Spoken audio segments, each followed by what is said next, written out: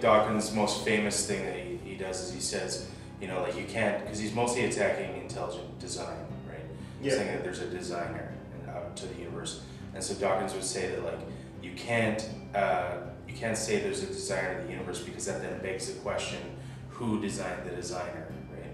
And that's like that's the schoolyard question. Where like we've been asking that question since we were kids, right? Yeah. But that's not the conception of God. Like when people say that we think that God created the universe, we're not talking about a created being. Like we're not talking about some God that comes into existence. Nobody believes in a created God. Yeah, but I think the main argument that it's trying to make there is that the God's argument is trying to solve the question, like if every theist position is like every causation must have a cause. So the universe can't be created by itself, the universe must have a causation, therefore God. I think the argument is like that doesn't solve the problem, because you're saying everything must have a causation, and then you're introducing something that you're saying doesn't have a causation itself. So you're trying to solve the problem of everything needs a causation by adding something that doesn't have a causation. So it doesn't really solve the problem doesn't eliminate the issue that, that everything has a causation. So what I think Dawkins is reacting to is like when people say the God of the gaps issue, right? Like I think we're saying like, we don't know what was the first cause to the universe. We don't know what brought the Big Bang into existence, or we don't know what caused the Big Bang. So therefore God must have done it, right? Like I think that's what Dawkins is reacting to. I think that's a separate argument. I think over there it's just saying like every theist is like saying that the universe is so complex, it's so grand, it's so orderly that there must be something intelligent behind it. Whereas God itself, if God created the universe, it must be more complicated, it must be more grand, and it must be more orderly than the universe, because it's intelligent. So if the universe needs something orderly and grand and intelligent behind it, why doesn't God need that? And if we can accept something as grand and orderly and complicated as God, not to have a creator, like that's different, then why can't we make the same claim about the universe? Like why can't we... Well, you can't make that claim about the universe because like, we know that the universe isn't eternal. We know that there was a cause to the universe, and we have pretty good evidence in the Big Bang that at one time the universe didn't exist. Yeah. So, well, when it comes to God, like right now we're just talking about like the God concept, and like the concept of God is that he's a metaphysically necessary being, like he must exist, right? For there to be. Why do we know that? Well, that's what the concept of what God is. Like when people are talking about God, that's what they're talking about. I'm not just asserting that that's what God is. I'm saying that if we're going to talk about God, how do you define God? I'd say God would be a metaphysically necessary being. Like I would say that he's timeless, spaceless, immaterial, immensely powerful. I don't think I need any like omni words to describe God, but I would definitely affirm those. Like, I think that he's omnipresent, but I think like when we're talking about like God starting the universe, like as a cause, like he's like would be the first cause. He'd be timeless, spaceless, immaterial. Which doesn't have any cause itself. Yeah, I would say that that God didn't come into being. It was always there. Right. So that God would be eternal. So it doesn't have a cause. So basically, if God doesn't have a cause, every theist is accepting. I'm not saying this is true. Okay, I'm not saying there are things that don't have causes, but theists accuse atheists that they believe something could just be without a cause, whereas atheists don't believe that. In fact, there are theists are claiming that, which the God entity, they're saying it doesn't have a cause. When atheists say there is no God, or they say they don't believe in a God, they're not saying that they don't believe things that don't have causes. They're just saying there are things that we don't know their causes. So the only people that believe in things that don't have causes are theists. But they use the argument that things need causes against atheism, whereas they are the only people that believe in something that doesn't have a cause, which is God. Well, I would say that when you're saying nothing, you're talking like things that come from nothing. You're talking about like the state before the Big Bang, the state of non-being, right? Yeah. Like not nothing as in the quantum vacuum. A lot of people would call it quantum vacuum nothing. It's not actually nothing. No, space is something. It's space. It's energy, right? Like it's a lot of things, not non-being. And so I think what you're talking about is like when theists will say that they'll say something along the lines of, you think the universe came from nothing, right? Like that's what you think, like, and that's not true. Like you actually think there are mechanisms around, but you just haven't discovered those mechanisms yet. Yes. So just because as atheists we say we don't believe God created the universe, doesn't equate to us saying we don't believe there's any reason for the universe. Well, wouldn't you say you don't know? Yeah. If God created it, you don't know if God exists. You don't know if God did these things. There's just no good reason for you to believe that God did do these things. Well, there's not a good reason for us to believe that God did these things, or a whole bunch of random other things that I could come up with without any evidence. Because would you agree that like just because you don't have a good reason to believe something, you can't then make the assertion that God didn't do these things? No, I agree. I don't have any good reason to believe that there's a man standing behind that door, right? But there could be, right? There could be. And that's not an argument for God, but I just want to be clear that. But I also don't have a reason why. I can't also prove to you that there's not a dragon. Right, there could be. Right? But do you believe there's a dragon behind the door? No, but I just wanted to be clear that you're not making the assertion that God doesn't exist or God didn't do these things. You're not saying that. You're just saying that there's no good reason. So here's two different claims, and this is what differentiates strong atheists and agnostic atheists. The claim that there is no God and the claim that I don't believe in a God are not the same. Well, if you say if someone claims that there is no God, they're also saying I don't believe in a God. But if you say I don't believe in a God, you're not necessarily saying there is no God. So, and Dawkins would also say like, I think what is it? He says he's like on a scale of 1 to 8, he'd be like 1 to 7. Was it 7? 6. Like, yeah, like he's as far as you can be, but he's not willing to take that last. Yeah, step. but the thing is that agnostic atheists don't. It seems like they're saying, oh, there might be a God, but they're not leaving that much room for a God. They believe in a God as much as they believe in Santa Claus, right? You can't disprove Santa Claus, but there's no reason for believing in a Santa Claus. They say there's no reason for it, so they don't believe in it. They don't go and say, they say you can't claim there's no Santa Claus because you can't disprove a negative. But there's no proof for it, so they don't believe in it. Well, wouldn't you say that like you can actually disprove a negative? Because I hear that a lot on the internet, right? Yeah. And I hear the connections between God and Santa Claus quite a bit.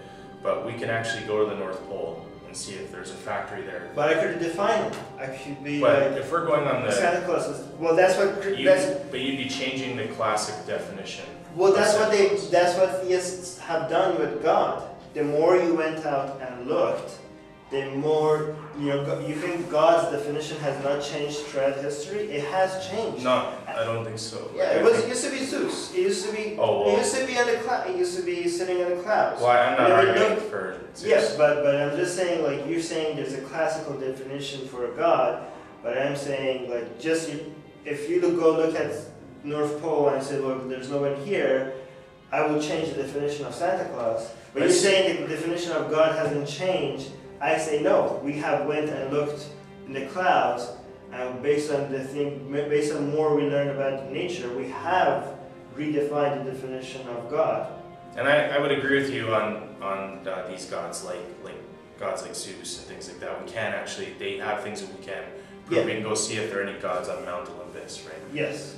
But if we're going to talk about like the classical concept of the God of like monotheists, right? Okay, well that's not very classical.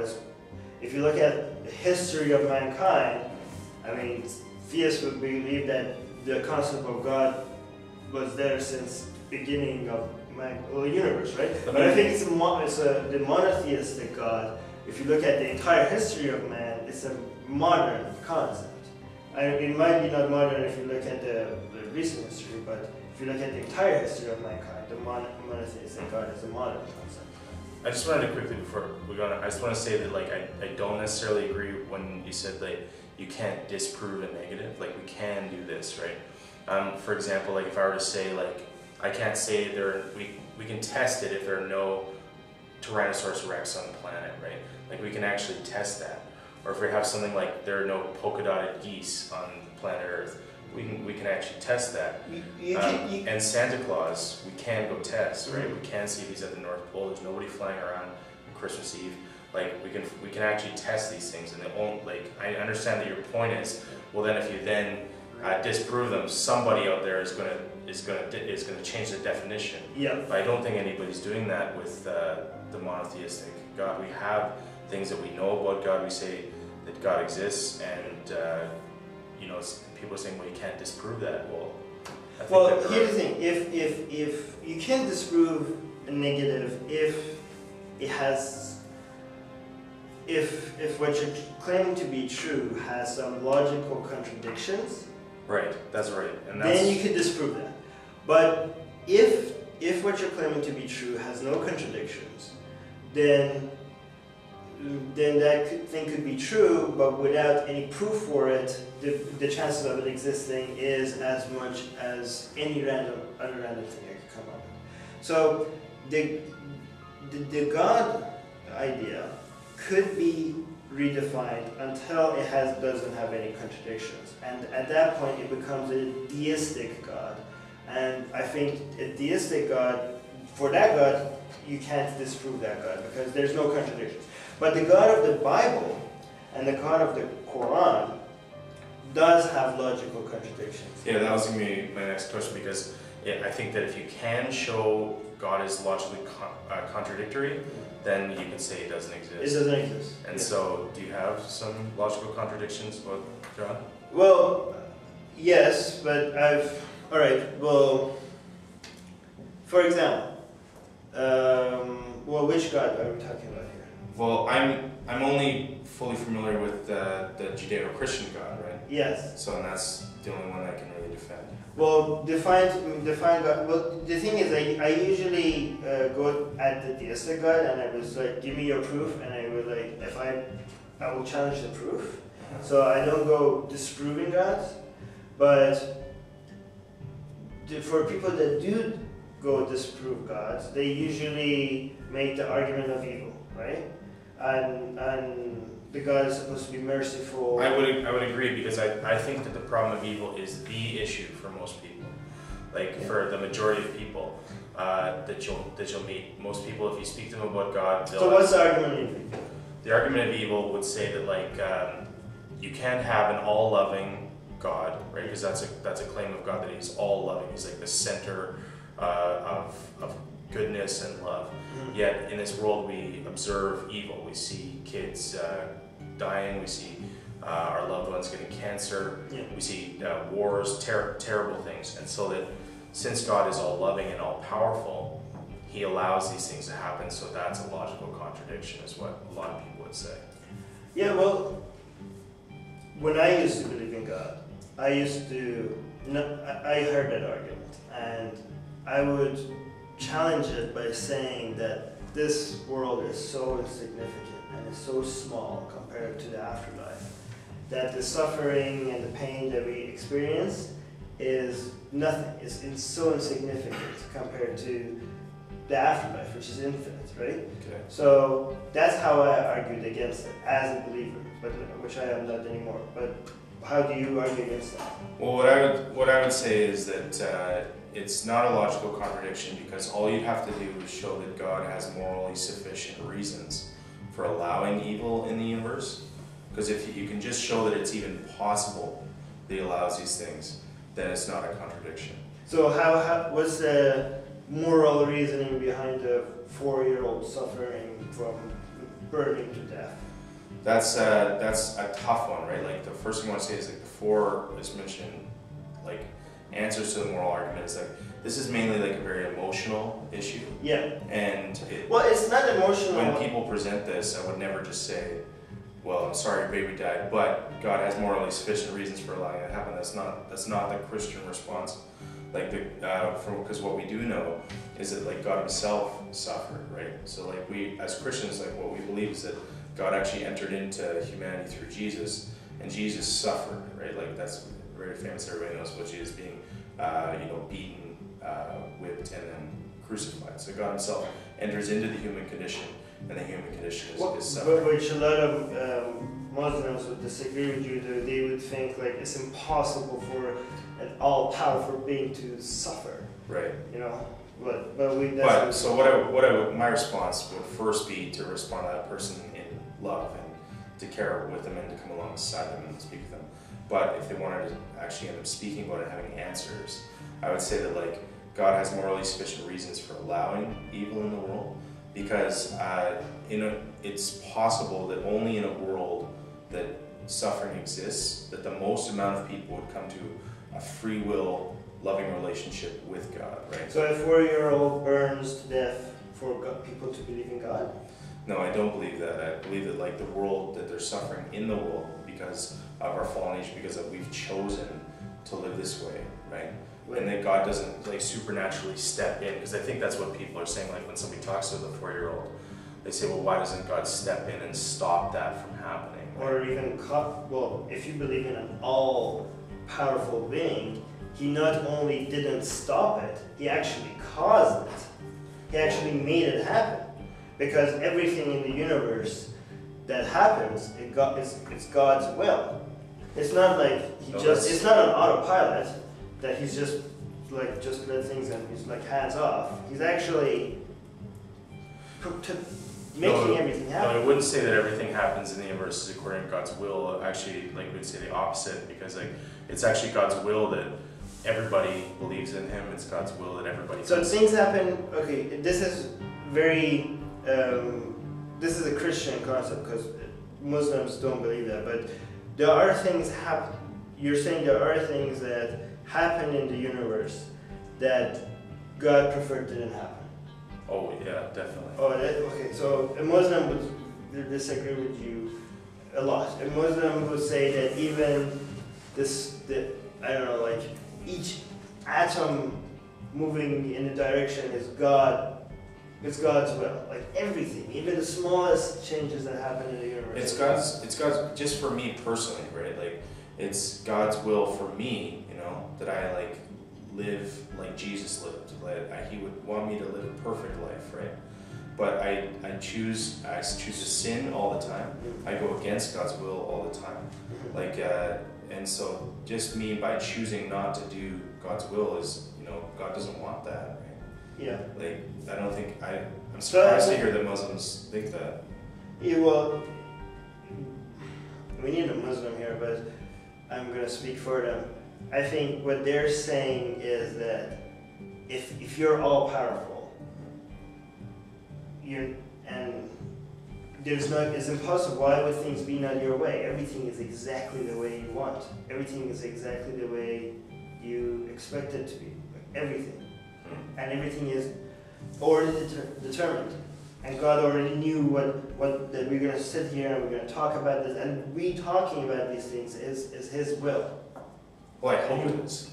I hope it is.